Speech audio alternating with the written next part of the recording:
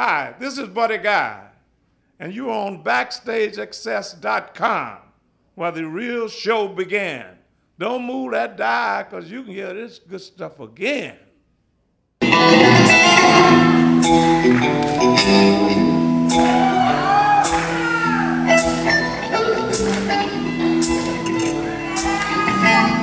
want to get some funky, you can smell it.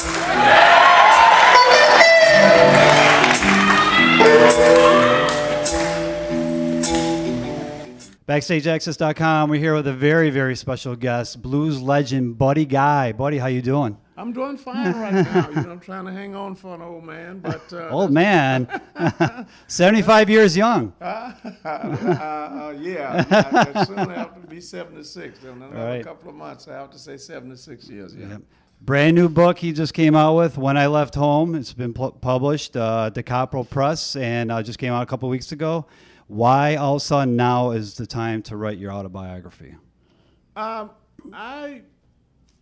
been approached about it maybe a few years ago, but the right writer, which is David, which is great, he wrote great things on Marvin and Ray Charles, and I just said, well, come on, you know, and we just start talking, and it happened, you know. A lot of things I had in the back of my head, and he know how to pick them out of you, you know, that's for sure, you know. But he's a great writer. I had fun doing it with him, and it's an experience for me. Just like when I first started recording, I didn't ever think I was good enough to go in the studio till I was drugged in there by the greats, Muddy, Wolf, Walt, and all those great musicians no longer with us. And it was kind of the same way with the book. I'm going to drag you in, you know, and see what see what comes out. See what kind of information that you, the last one from that era, is still got, you know, because back in those days we didn't have tapes and things where we could be talking and get a lot of information from the late Muddy, Wolf, Walt, and Sonny Boy and all those people like that. So, but I was there, you know, as a very young man, and I don't have a school education. My education came from those guys in the streets. Right.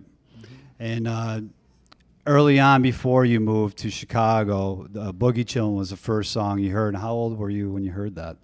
I think I was got to be about 15 or 16, because my parents sharecroppers, if you know what that is. We didn't have electric lights and running water. Matter of fact, I think it was my uncle or someone first got that old battery radio. You had to put an antenna on the house they call a shotgun house. Okay.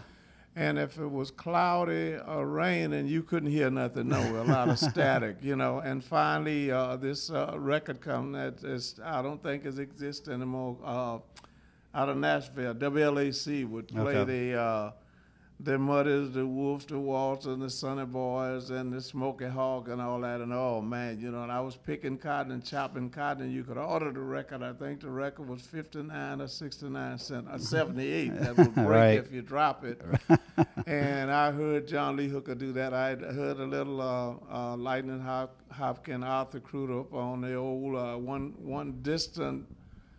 Wasn't a relative, but a distant person was on that plantation, which miles away. Every Christmas they would have the old crank-up phonograph. You could go there and listen to the 78. And I just said to myself then, I want to do that. But you couldn't look up and say I was doing it to be able to sit here and talk to you with a conversation about it now and say, one day a guitar, harmonica, if you lucky enough and I guess pretty good enough, somebody would pay to come see you play, you know.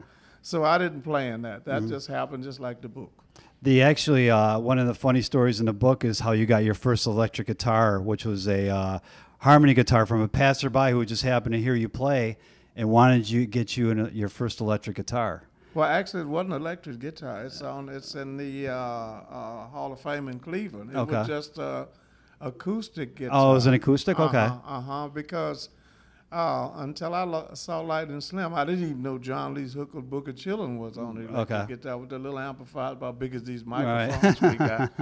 But no, it was a harmony 6-string, because I couldn't. I had I think like 2 strings when they guys saw me do that. That's right. And to make the story go a little further, that guy just walked by and asked me what I do. I said, I sit here every evening. And he came by, I think it was a Friday or Saturday, and said, let's go, I'm going to buy you a guitar. And he went and bought the guitar.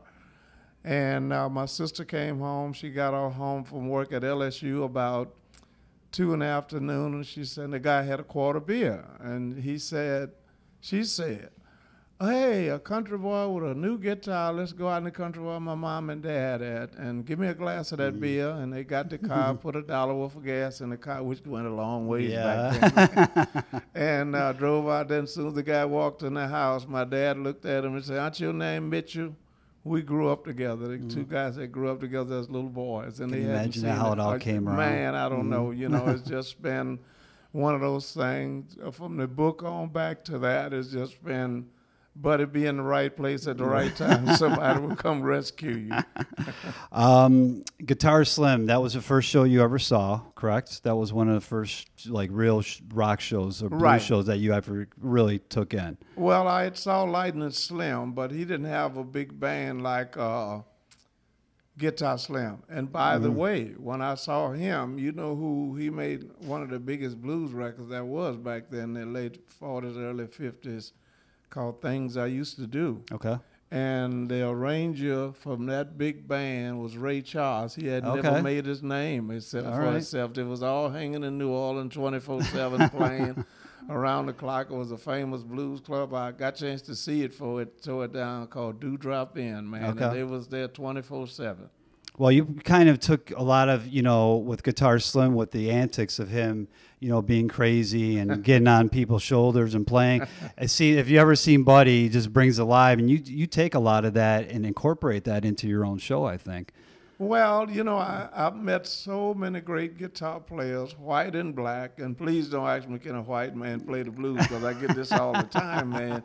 And actually, you know, we only got 5 fingers. We don't have an advantage by being black or playing the blues. The blues was just being played by a lot of old black people, and I think it was kind of hid from the white kids for some reason, and they got hold to it, which you can't hide nothing from nobody now. But anyway, I saw great guitar players, and I looked at myself because I didn't learn nothing in school. My mother taking a stroke, I didn't even get a high school education, and I knew I wasn't able to be able to take music. And I did go to a school that I still know the teacher, and asked him, I wanted to take a guitar lesson from the book, and he said, well, go get book 1. And I had Muddy Waters records, Rolling Stone. I say, man, here's book 1. And he said, I can't teach you that. And we laugh about it right now because he tell me, I'm glad you didn't take my class. But no, with so many great guitar players that I didn't think I was good enough and wouldn't ever be good enough to compete with them. But I remembered Guitar Slim. And I saw B.B. and T-Bone was working that left hand, which B.B., you can't beat him with a hammer and nail with that. And I said, if I could play like B.B., play 1 or 2 things like B.B. and act like Guitar Slim, I would get somebody's attention. And it worked. You know, because when I got to Chicago, a lot of blues guitar players was playing, sitting in chairs like this with a music stand. They wasn't reading, but they made you think they was reading. And I said, let me do the Guitar Slim on them, and somebody paid attention to me by jumping off the stage and running around through the club with a 100-foot lead wire. And thank God that somebody saw you. And, you know, your talent's obviously 75 years young, like I was saying, he just brings it live. So if you haven't ever seen Buddy Guy live, you have to do it. Muddy Waters, obviously, you looked up to, and I thought it was kind of ironic that he's the one who actually talked you into staying in Chicago because you're having a rough time at start of it, first couple of years you were there, and he's the one who kind of said, you know, stay it out, you know, it's going to work, and it did. Well, that was a little before the couple of years. I think I had a little $600, a little more when I got there, and I wasn't looking to be a professional musician. I had the little money to carry me till I found a regular job, which I had told I was working at LSU in Baton Rouge, Louisiana, and they told me I could go to Chicago and do the same work and probably make 3 times the money, which the North did pay a little more on wages than the South, because everything else was higher up there too, you know. So Yeah, but it was about 3 to 4 months when he found him. Out that third day without any food, and somebody called him, which he was living about no more than 8 blocks away. Okay. And that's when he come up. But now the funny thing about that, before I left Baton Rouge, I had people had been to Chicago, visited and whatever, and knew about it, and they would always tell me, say, man, you're going to Chicago, it's not like Baton Rouge, man, you get mugged. So I didn't know they called muddy water the mud. So when he slapped me and said, wait a minute, sit down, I don't want to talk to you, my ears was ringing. And the other people who was out there thought I was joking because I was saying I was hungry. Oh, you can't be hungry. You can play things I used to do in B.B. King, licks like that, Jimmy Reed. And they thought I was just trying to make a fool out of somebody, but I really was hungry, man. And they were saying, oh, that's the mud. And all I could hear being mugged. And I was holding on to my guitar, man. And then I said, and finally he said, I heard you was hungry. I got out of my bed. He cursed too. I got out of my bed, my effing bed, and come around here to hear you play, and they tell me you good and you're hungry, and you was telling somebody about some salami. I got it. Get in the car. And I'm Muddy Waters. I said, what? If you Muddy Waters, I'm not hungry anymore. I'm full. And we became friends. He was like a father until he passed away from that day on. The British invasion, how it took off. Obviously, you playing with all those Chicago guys, and like you saying, you had a hard time, and you were hungry at the beginning, and some of the other ones that you mentioned in the book too didn't really get the royalties and the monies coming in that you probably should have. But when the British invasion broke, they kind of brought the blues to the forefront, and that kind of got you guys going. It's kind of ironic how it was twisted around, how they brought it to you, brought you guys to the forefront, even though that's where they got their start. They brought the blues really, the blues is in their playing basically, and they said that. Well, like the Jeff Beck and Eric Clapton and the classic guys like that. Well, let me set it straight. It was white America didn't know who we were. We was playing for 99.9 blacks, B.B. King, Bobby Bland, Junior Parker, and all those guys was playing for, as I said, 99.9 blacks. And the British was digging up on it with Big Bill Broomsey and all those people was going over to England with the acoustic. Right. And they started picking up on it, and I went there in February 1965, and I just went and hooked up with the Yardbirds.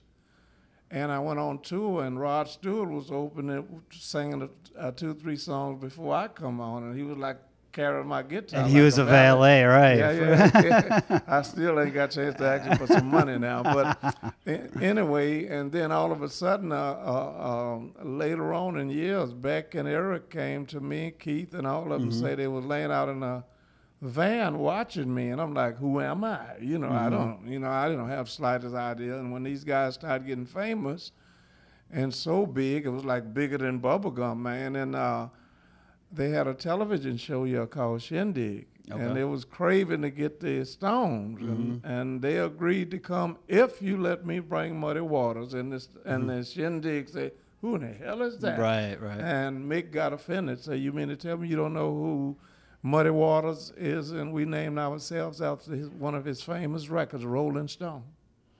And there you go. There you go. It's just amazing how it all came forefront. Really, like I said, the blues, even though like white America, like you said, really wasn't hearing it at first, it was the British invasion who came out and brought that to the forefront. So it's nice that, it all worked out, and everybody's obviously very appreciating it today. They did, because they put Muddy Waters, Wolf, and a lot of more people, John Lee, Ike, and Tina Turner. By the way, back in Elvis days, it was the Ed Sullivan Show. Television was big. If you got a chance to play Ed Sullivan Show, you was a superstar anyway. Well, when Elvis came on, Ed told him, I can't show you but from your waist up. Right. Because he was shaking, and he had watched the churches in Mississippi, which he finally admitted to. He would go down in Mississippi and watch the gospel, which we did too. Right. And then the little Richard and them was shaking and putting his feet on top of the piano and playing, and you thought he was picking it with his feet. So I do the same thing with the guitar. And they was, in the long run, I think they was trying to say, wait a minute, we'll hold it back, and give credit to whoever makes it more popular than what we did. Right. And sooner or later, as I said earlier, you can't hide nothing from kids nowadays because technology's brain was beginning to come along then, and you just can't say there's a type of whiskey out there more hide it that's gonna let two people drink, and somebody else gonna find out what it is, you know. And it was similar, something like that. I'm just speaking of Buddy Guy now. That's the way I looked at it and saw it, and you just couldn't hide it. Then came Dick Clark with American Bandstand, and that was Chuck Berry and people like that coming on there doing the duck walk, playing the guitar and all that, and they were saying, wait a minute. And then all the great white guitar players, they could play rings around a lot of us, you know, but they wasn't playing the blues like the B.B., the T-Bone, and the Lightning Hopkins and people like that. Well, another great guitarist that you had played with, I did a session with, was Jimi Hendrix. What were your opinions about Jimi? If Jimmy was living now and was as creative as he was when he died, I don't think I'd want to see him play because I'd probably sell my guitar. Yeah, so basically a lot of talent, obviously, and it's unfortunate that he passed on at such a young age. Yeah, well, you know, it was a lot of them. You know, I did a lot of playing with Janis Joplin, him jamming, just jamming. Right, we didn't ever do anything in the studio together, but him, quite a few, man. A lot of people say he was living too fast. Matter of fact, Guitar Slim, long before Jimmy, they approached him because he was like drinking a lot. There wasn't that much drugs in the street as there was later on, but the drink, whiskey, bill of wine. And someone approached him and said, man, you living too fast. And his comment was, every time you live one day, I'll be done live too. And that's just the way he was living his life, man. You know, and if that's the way you want to do it, you ain't gonna be here always. If you don't drink, you ain't gonna be here always if you drink. So you might well have fun this little time we got. And that's a life lesson right from Buddy Guy. So there you go. One of my personal favorites, Stevie Ray Vaughan, and you played with him in his last show, unfortunately, about 20 years ago. And what was your opinion about Stevie and you know, obviously looking back on it 21 years ago, I believe, do you think that, you know, he's grown in stature, his legend's grown since then?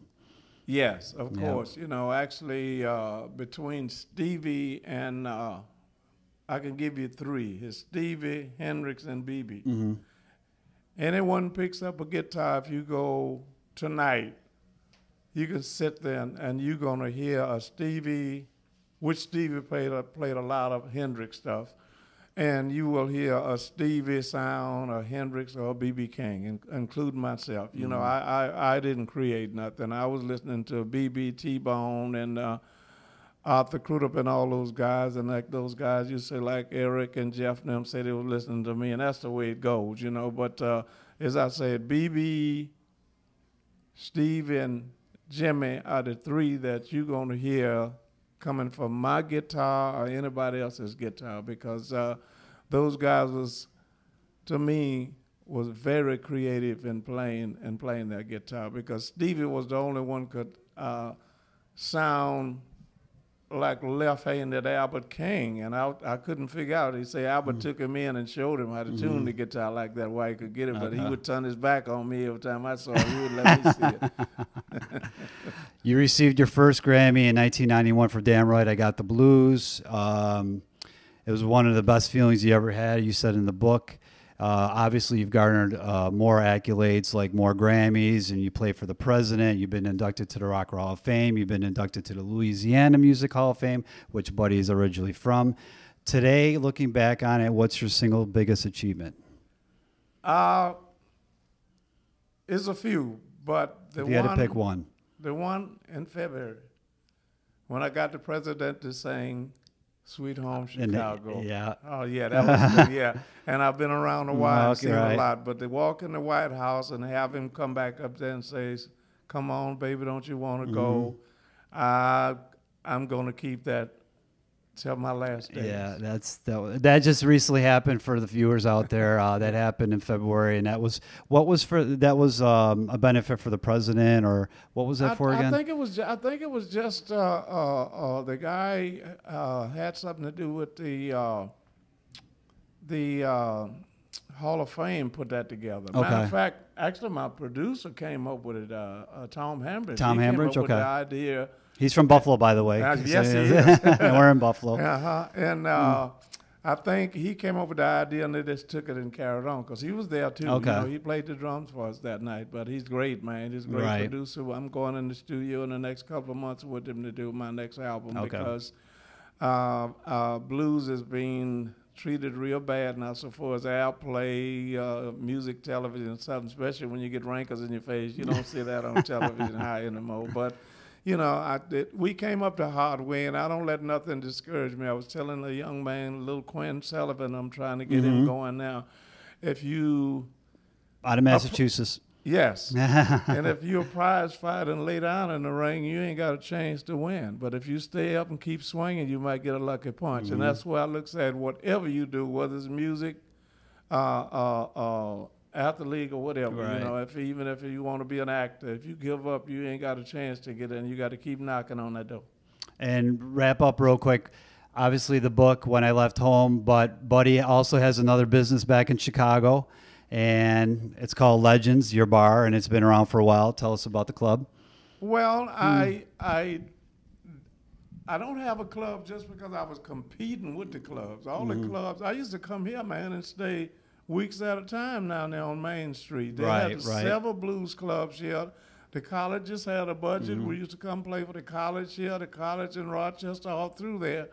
And all of a sudden you went to sleep and woke up, and they came up with the new law with no smoking, and the DUI, and the blues club disappeared, the jazz club disappeared, all up there in Canada the same way. And I said to myself, where is the next Eric Clapton gonna come? You don't just walk out your bedroom or somebody come to Buffalo and drive down the street and find this next little great guitar player. He'd have to be a club, he'd have to be seen and talked about, and then somebody come and find it. Just like I discovered little Quinn up there in Massachusetts, and I saw him, I say, I gotta let somebody else know you can play. And I took him out several places with me. I took him to the Hollywood Bowl, a couple of festivals. I'm finna take him to the Montreux Jazz Festival next month. Yep. So I bought the club to try to keep that alive, because Chicago had so many clubs, man. I wouldn't even think about one some 50 years ago, and if I close mine up now, I don't think it'd be about 3 left in the whole city. That's a shame, but it's a great club, so go check it out if you're in Chicago, because you got obviously, and you play there, obviously. You kind of... Every the month of January, I have people laugh. I only play in January because you can't stand outside in the snow. You must come in and see me. It'll be so cold now. No, but I do it every January because it's so slow, and everything else be going slow, and people say, wait a minute, you know, even though, you know, you have a lot of snow here in Buffalo, but you got to get out in it, you know. That's you right. can't just lock up, you know. So I'm just trying to keep some of the things alive, and I'm asking people to try and keep the jazz clubs alive like that. New York City used to have a lot of jazz clubs. Jazz musicians, we're all friends, man. You know, and if you don't have nowhere to play, well, you can't come out on the street in January in Chicago and play on the streets in January. You know, you got to have somewhere to go in. So I'm gonna try to keep that going. Pick up When I Left Home, Da Capo Press. It's a great book. I just gave you a little snippets of tastes of what Buddy talks about, and there's other stories too. Plenty of other stories that Buddy talks about and gets in depth about, and we appreciate the legend Buddy Guy talking to us today at BackstageAxxess.com. Thanks, Buddy. Thank you for having me.